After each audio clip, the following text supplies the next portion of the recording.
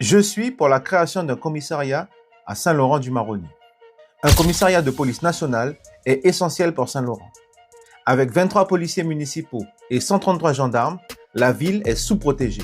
À titre de comparaison, le ratio de force de l'ordre est de 1 pour 3478 habitants à Saint-Laurent contre 1 pour 1000 habitants à Cayenne.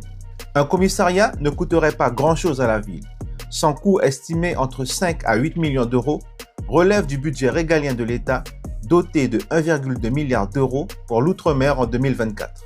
Un commissariat de 50 agents doublerait la capacité d'intervention, réduisant les délais dans les quartiers où une patrouille met 20 à 30 minutes pour agir en moyenne. Une police locale, contrairement aux gendarmes mobiles extérieurs, serait plus proche de la population. Je demande aussi la suppression du poste de contrôle routier de Margaux, installé en novembre 2022 au carrefour Margaux. Ce poste immobilise des gendarmes utiles ailleurs. En 2023, il a saisi 6,43 kg de cocaïne et 13 armes. Mais les riverains signalent une insécurité accrue avec des chemins clandestins.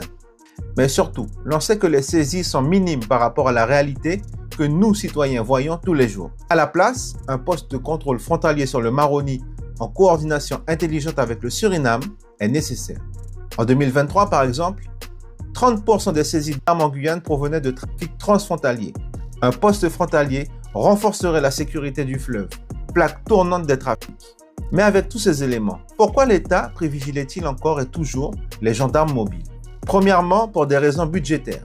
Un escadron, c'est 72 gendarmes et coûte environ 2 millions d'euros par an, ce qui coûte moins qu'un commissariat qui, lui, coûterait le double par an, soit 4 millions. Mais soyons honnêtes, l'argent n'est pas le problème majeur. La raison première est politique. Ils doivent avoir la maîtrise de la sécurité ou plutôt la gestion de l'insécurité à la frontière. Les gendarmes mobiles n'ont aucune affinité avec nous les locaux. Cela facilite l'obéissance aux ordres, mais aussi donne beaucoup moins de pouvoir au maire, ce qui limite énormément son influence sur la sécurité de la ville. Cela ne les engage que sur le court terme, contrairement au commissariat qui serait un réel investissement sur notre sécurité. La flexibilité des gendarmes est une autre raison, car ils sont mobiles.